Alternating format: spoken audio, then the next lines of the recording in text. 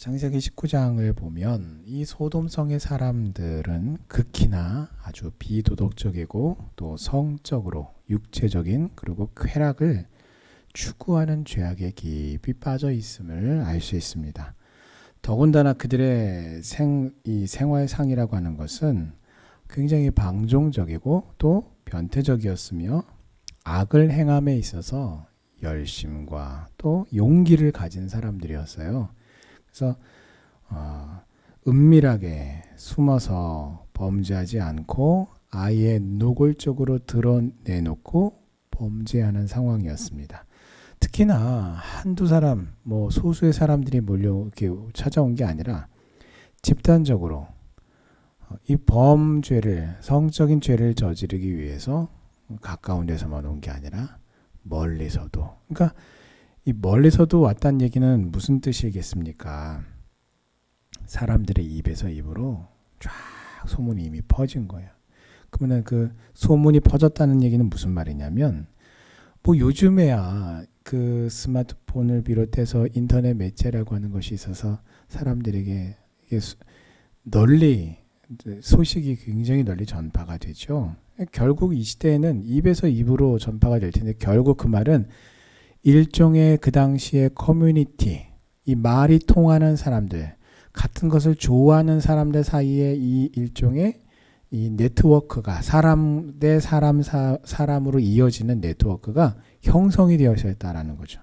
더더군다나 롯의 집에 나그네들이 들어왔다라는 이야기. 근데 단순히 롯의 집에 나그네가 들어왔다라는 이야기가 끝이 아니라, 그런데 그 둘이 굉장히 잘생겼다더라, 이런 이야기가 그들 네트워크 안으로 쫙 퍼지니까 가까운 데서만 사람들이 몰려온 게 아니라 먼 데 있는 사람들까지도 오늘 이 죄를 짓기 위해서 집단적으로 한꺼번에 몰려왔고, 그것도 더군다나 공개적으로 지금 범죄를 시도하고 있는 거죠. 그러니까 이들은 어떤 사람들이냐?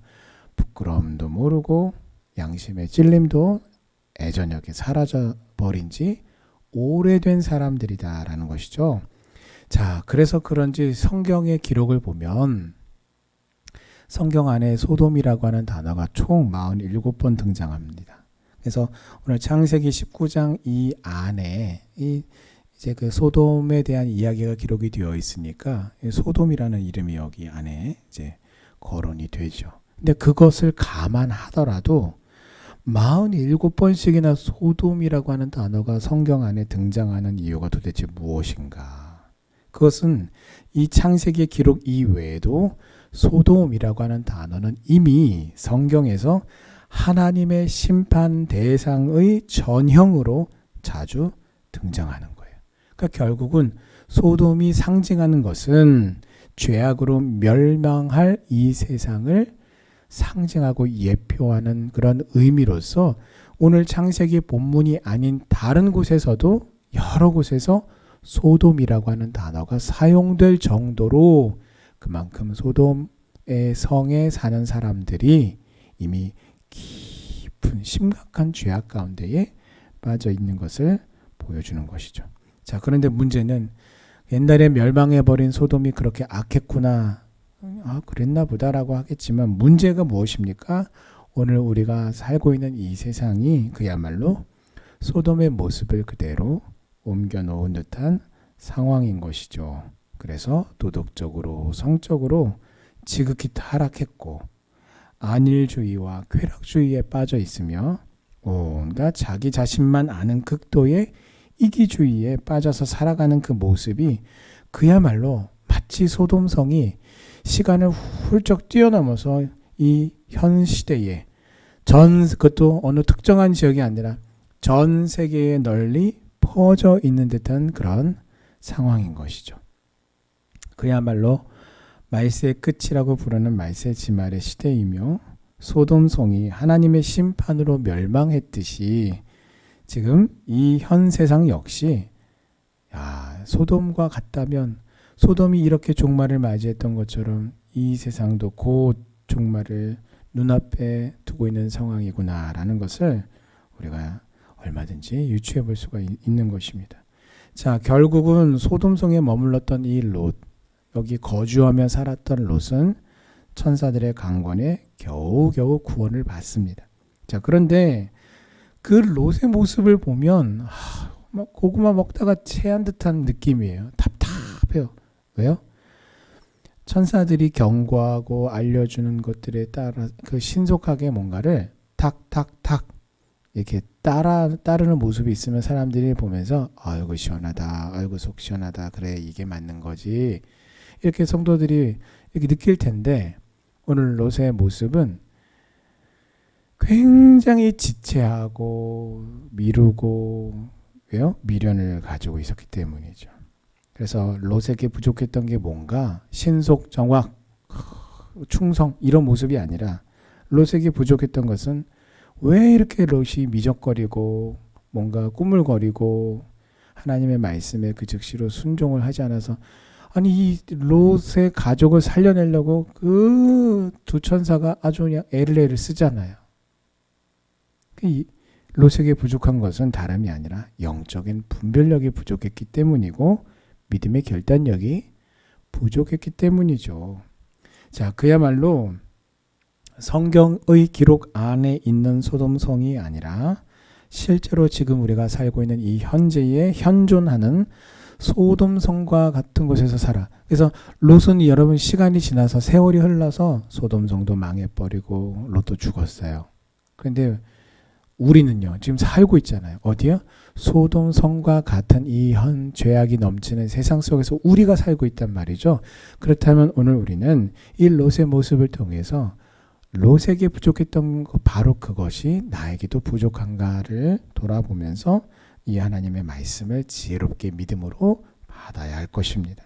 그래서 영적인 분별력과 믿음의 결단력을 가지고 지혜롭게 지금의 때를 분별하여서 경건한 삶을 살아가는 우리 성도님들 되시기를 간절히 주님의 이름으로 소원합니다. 그래서 또한 이 세상을 향하여 하나님의 심판을 경고함으로써 사람들로 하여금 회개할 수 있는 기회를 제공하는 성도님들 되시기를 바랍니다. 자, 오늘 4절 5절을 보면은 소돔 사람들이 오늘 범죄하겠다라고 몰려온 이 남자들을 보면은요, 이 뭐 특정한 뭐 젊은 젊은 혈기가 너무 끌어오르는 10대 20대 그게 아니에요. 나이를 많이 먹은 남자로부터 이런 젊은 남자들을 또 이렇게 노소를 막론하고 원근에서 먼 곳에서 가까운 곳에서 이런 거 없이 다 모여서 롯의 집을 에워쌉니다.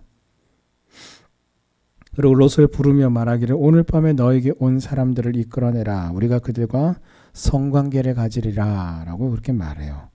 자, 이 두 천사를 요구한 사람들은 특정한 사람들이 아니라 그야말로 그냥 소돔성의 모든 사람들 이렇게 이해하면 되겠습니다. 결국은 이 소돔성의 성은요 의인 10명이 없어서 멸망당하고 말았잖아요.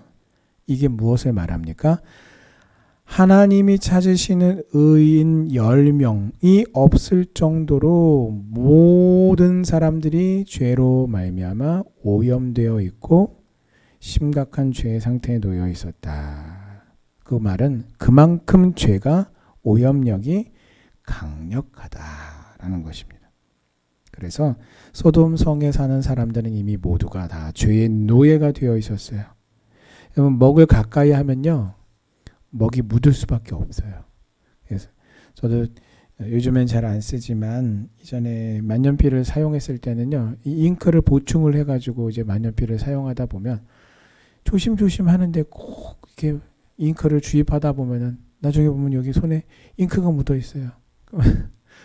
닦아내도 자국이 또 남아요. 시간이 조금 이제 지나야 좀 이렇게 옅어지고. 여러분 이게 뭐예요? 죄를 가까이 하면 결국 그 죄는요 오염력이라는 게 있어서 그 죄가 죄를 행한 사람을 더럽히게 되죠. 근데 그 사람만 더럽히는 게 아니라 그렇게 가까이 하는 사람들 안에 그의 죄의 영향력이 미쳐져서 계속해서 죄가 퍼져나가게 되는 것이죠. 여러분 이 세상에서 여러분 성도 오늘 하나님의 자녀요 백성이요 거룩한 무리로 성도로 부름받은 여러분 우리의 그 정체성이 무엇입니까? 교회가요, 저 산 꼭대기 이 사람들이 사는 곳을 떠나서 산 속에 있지 않잖아요. 왜 교회가 사람들이 사는 곳에 있습니까? 그게 성도의 정체성을 그대로 보여주죠. 이 세상에서 떨어져서 따로 살아가는 것이 아니라. 그래서 여러분, 교회는요, 이 수도원과 같은 생활을 지향하지 않아요. 교회는요, 성도는요, 세상에서 떨어져 살아가지 않고 세상 속에서 살아가는 거예요. 그렇게 살아가되 거룩한 백성으로 구별되어서 살아가는 것이 바로 성도의 본질입니다. 그런데 이제 이것이 우리가 개인적으로는 아이고, 내가 참 성도로 부름받아서 내가 믿음으로 살아간다라고 하지만 나 자신의 어떤 믿음의 연약함, 어떤 그런 믿음의 결단력이 없는 것, 죄의 영향력에 쉽게 영향을 받아서 쉽게 내가 넘어지고 자빠지고 범죄하는 내 모습을 가만히 나 스스로를 돌아볼 때 아이고, 참 성도의 본질이 이런 것인데 나는 참 이러면 안 되는데, 이런 어떤 아쉬움은 가진단 말이죠. 많은 분들이 그렇게 가져요. 그런데 이것이 그 한 나의 개인의 문제가 아니라 성도라고 하는 더 큰 거시적인 안목으로 그것을 바라보면 그만큼 이 성도의 정체성을 지키며 살아가는 것이 이 강력한 죄의 영향력과 오염력이 있는 이 세상 속에서 그 성도의 본질과 정체성을 지키며 살아가는 그 일이 얼마나 위험하면서도 중요한 것인가를 아주 잘 드러내주며 결코 쉬운 일이 아니다라는 것을 알아요. 그러므로 우리는요, 오늘도 우리가 성령의 충만함과 성령님의 다스리심을 또 인도하심을 여러분 우리가 함께 구합시다. 그래서 죄는 모든 것들이 나타남이 하나님이 세우신 질서를 다 파괴하는 결과를 파괴해요. 그 결과를 낳아요. 그러나 동시에 반대로 성령의 역사는 죄의 질서를 파괴합니다. 그래서 하나님은 한 남자와 한 여자를 부부의 관계를 통해서 가정을 이루게 하시고 지속하도록 질서를 세우셨지만 오늘 이 소돔성의 사람들은 남자와 남자가 관계를 맺는 것으로 쾌락을 추구하며 하나님의 질서를 무너뜨리는 무서운 죄악을 저지르며 살았어요. 오늘 이들은 처음이 아니라 지금까지 계속해서 이렇게 살아온 거예요. 그리고 지금 그렇게 또 살려고 하고 앞으로도 그렇게 살 생각인 거예요. 하나님의 질서를 무너뜨리는 그 죄악은 결국은 하나님의 심판을 면치 못합니다. 롯 역시 이미 소돔성에 살아왔잖아요. 이미 벌써 산 지가 꽤 됐잖아요. 그래서 죄에 많이 물들어 버렸어요. 그래서 오늘 6절, 7절, 8절을 보면 롯이 이 문제를 어떻게 해결하려 합니까? 자기의 남자를 가까이 하지 않은 남자와 관계를 맺지 않은 두 딸들을 대신 내어줌으로써 이 소돔성 사람들의 이 죄의 문제를 해결하려고 했어요. 자, 이 모습은 어떻게 보면 어떤 사람들은 이야, 감동합니다. 롯이 참 대단한 사람이야. 참 끔찍하긴 하지만 어떻게 자기 딸을 내주고 그 나그네들을 보호하려고 했대. 여러분, 이것은요, 죄와의 타협을 통해서 죄를 물리치려고 했던 거죠. 결국은 아랫돌을 빼서 윗돌을 위에다가 괴려고 하는 그런 어리석은 행동이 이런 것이죠. 죄는 결코 타협함으로써 물리칠 수가 없습니다. 죄를 죄로 막고자 하는 것은 어리석은 생각입니다. 그리고 그 결과는 무엇입니까? 소돔성 사람들이 그거 좋다, 이게 아니죠. 오히려 롯에게 크게 화를 내고 분노합니다. 그래서 롯 역시 크게 지금 봉변을 당할 위기에 처하게 되었어요. 자, 거룩한 하나님의 백성인 성도는 죄와 뭔가 타협하려 해서도 안 되고 그 죄를 타협하려고 하는 그 방식 자체가 또 범죄함이 되어서도 안 됩니다. 오히려 우리는 성령의 충만을 통해서 하나님의 말씀에 순종함으로 여러분 죄를 물리쳐야 돼요. 소돔성의 모습과 비견될 만큼 지금의 세상 역시 성적으로나 육체적으로나 모든 면에 있어서 너무나 크게 타락해 있습니다. 그야말로 타락이 심하면 심한 만큼 영적으로 어둠이 극심한 때인 것이죠. 자, 그러므로 이 세상의 종말이 임박한 때에 우리는 성도로서 성령 충만해야 합니다. 그래야 지혜롭게 거룩하게 죄와 타협하지 않고 오히려 죄를 이기며 승리할 수 있습니다. 부패한 세상 속에서 우리가 태어났으나 오직 예수 그리스도의 보혈로 거룩해지고 깨끗해진 성도는 성령의 능력으로 죄악된 세상 속에서 우리가 살아가지만 하나님의 거룩함을 담아내며 천국 백성의 시민권을 가지고 승리하며 찬양하며 살아가는 영적인 존재인 것입니다. 오늘 이 하나님의 말씀을 의지하셔서 거룩한 백성의 정체성에 걸맞게 날마다 더 성결하고 거룩하게 살아가는 우리 성도님들 되시기를 주님의 이름으로 축원합니다.